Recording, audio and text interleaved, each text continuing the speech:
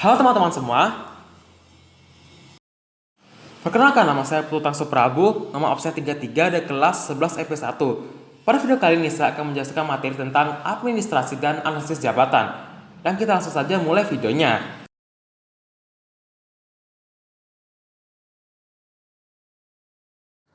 Dan saya akan menjelaskan yaitu pengertian dari administrasi. Administrasi merupakan salah satu bentuk usaha atau aktivitas yang berhubungan dengan pengaturan kebijakan agar mencapai target maupun tujuan organisasi. Dan yang kedua, saya akan menjelaskan yaitu ciri-ciri administrasi umum. Administrasi memiliki beberapa ciri-ciri atau karakteristik yang bisa kita lihat sebagai berikut. Yang pertama, administrasi memiliki tujuan jelas.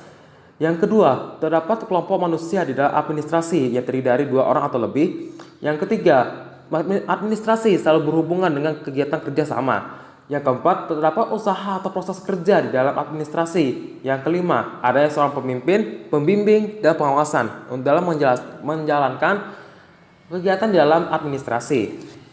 Dan yang ketiga yaitu fungsi administrasi secara umum. Ada beberapa fungsi administrasi secara umum yang harus kita perhatikan agar kita bisa terapkan dengan tepat. Yang pertama, planning atau perencanaan. Perencanaan merupakan kegiatan yang membutuhkan sebuah aktivis. Administrasi dimulai dari pengumpulan data, pengolahan data, hingga proses penyusunan rencana.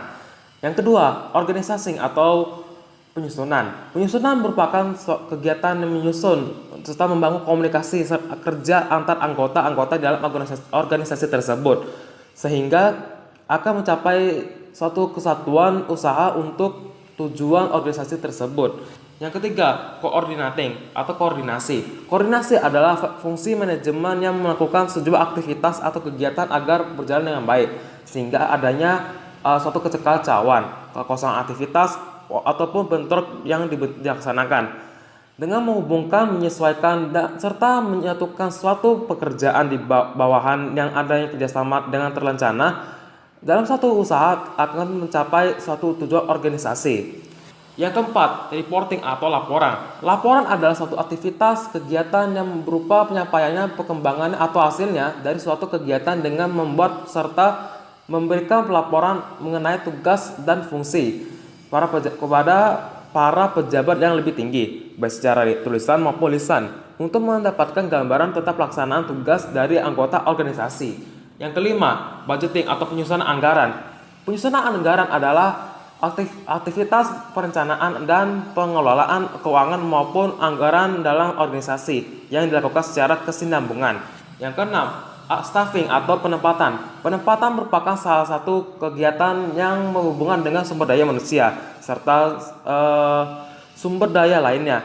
Di dalam sebuah organisasi dimulai dari perekrutan tenaga kerja, pengembangan, serta perlengkapan dalam organisasi tersebut. Yang ketujuh, direktif atau pengarahan. Bimbingan atau pengarahan merupakan aktivitas berinteraksi dengan anggota organisasi dengan bentuk memberikan dukungan, bimbingan, saran, perintah-perintah agar tugas yang dijalankan dengan baik untuk mencapai tujuan yang telah ditentukan. Dan selanjutnya, tujuan administrasi umum. Berdasarkan berbagai definisi unsur, ciri-ciri, serta fungsi yang telah kita ketahui, maka dapat mengetahui juga beberapa tujuan dari administrasi umum sebagai berikut. Yang pertama, menyusun program usaha. Setiap organisasi membutuhkan informasi serta data yang sebagai panduan dalam menyusunan program kerja unggulan. Informasi dan data dapat diperoleh melalui aktivitas administrasi, sehingga administrasi dapat dilakukan sistematis agar informasi dan data yang dibutuhkan dapat ditemukan dengan mudah. Yang kedua, mengevaluasi dalam kegiatan organisasi. Dengan adanya sistem administrasi yang baik, dapat membantu organisasi untuk melihat berbagai informasi dan data yang kita ada. Melalui informasi dan data tersebut, organisasi dapat melakukan evaluasi terhadap kegiatan yang kita lakukan. Yang ketiga, memantau aktivitas administrasi. Karena kegiatan administrasi meliputi banyak hal, sehingga kita untuk pelaksanaannya harus dilakukan secara teratur dan sistematis. Suatu organisasi dapat memantau bagaimana, kapan, apa, di mana, dan mengapa sebuah kegiatan dilakukan apabila mempunyai administrasi yang baik. Yang keempat, memastikan keamanan dan kegiatan usaha.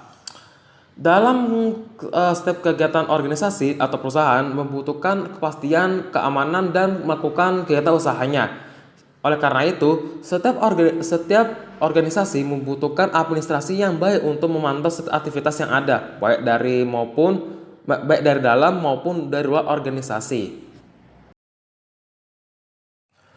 Dan yang terakhir yaitu contoh-contoh kegiatan administrasi. Ada beberapa contoh bentuk administrasi berdasarkan jenisnya yang perlu kita ketahui. Yang pertama, administrasi kependudukan seperti pembuatan kartu keluarga, KTP, atau kelahiran, surat kematian, dan lain-lain. Yang kedua, administrasi kependudukan seperti membuat jadwal pelajaran, mengurus surat-surat, serta mengatur aktivitas sekolah. Yang ketiga, administrasi perkantoran seperti mengurus keadaan pegawai, membuat surat masuk dan surat keluar barang, pencatatan stok barang, dan lain-lain. Yang keempat, administrasi keuangan seperti membuat catatan pembukuan keuangan, membuat faktur dan juga membuat laporan keuangan dan lain-lain.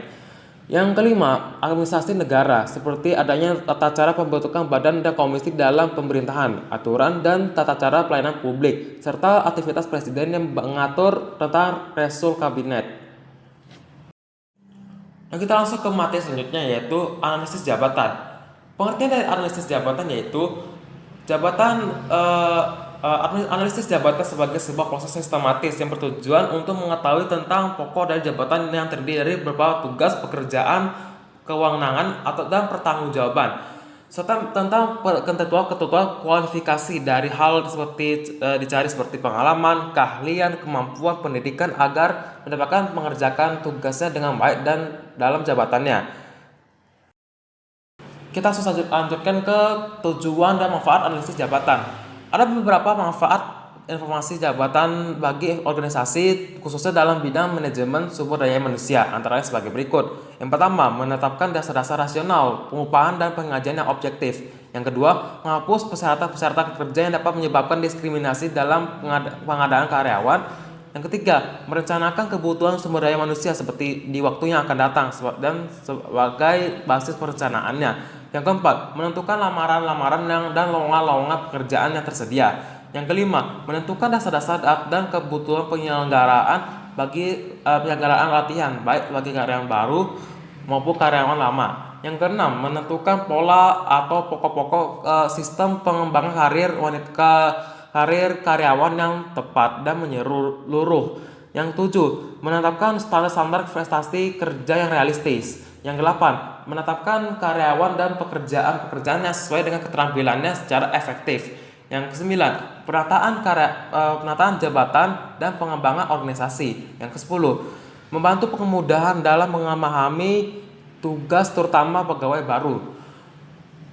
Yang sebelas, memperbaiki aturan atau alur kerja. Yang ke-12, memperlancar hubungan kerja dan saling pengertian antar pegawai dan antar satuan organisasi.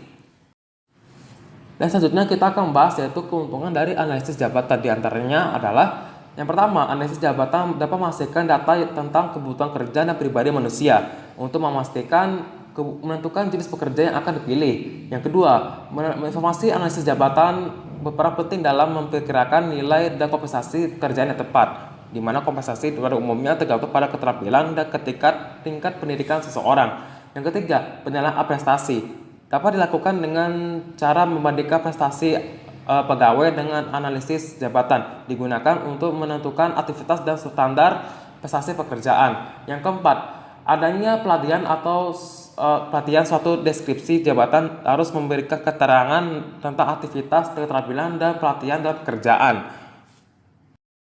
Baik, sekian dari video animasi saya terkait tentang administrasi dan analisis jabatan. Sekian dari video saya. Mohon maaf jika ada kesalahan kata atau materi saya sampaikan. Sekian, terima kasih dan sampai jumpa di video selanjutnya.